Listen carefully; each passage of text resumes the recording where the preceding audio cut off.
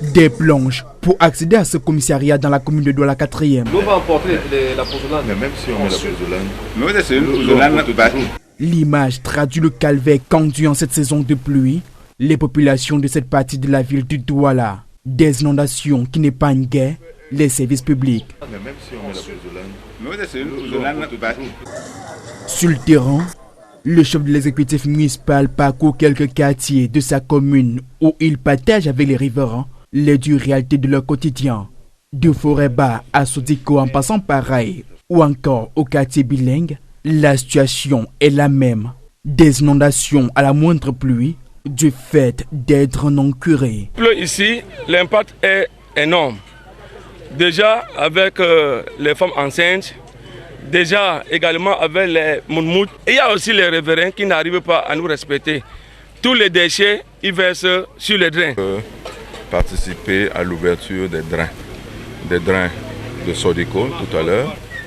Ici nous sommes à quartier bilingue et nous sommes également passés au niveau de Raï. Nous avons vu en fait l'étendue de travaux qu'il faut encore faire pour que les inondations en cette saison de pluie soient le moins dangereux possible.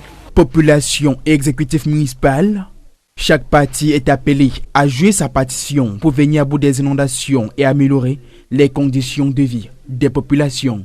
Nous allons continuer le travail. Nous avons vu que par exemple à Raï, il nous faudrait un engin mécanique qui va venir faire le travail plus rapidement d'ici la semaine prochaine.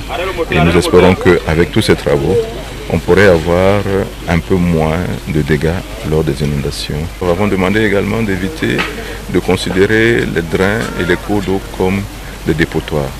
Nous avons tous vu le nombre de microbes, le nombre de déchets, déchets plastiques qui jonchent nos drains.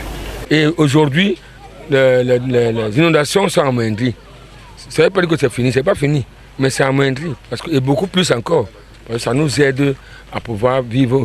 Il s'agit aussi et surtout de lutter contre les maladies hydriques qui ont souvent fait des dégâts dans ces quartiers de la métropole économique du Cameroun. Il faut que ce soit ouvert, si ce n'est pas ouvert, si c'est ouvert, l'eau passe.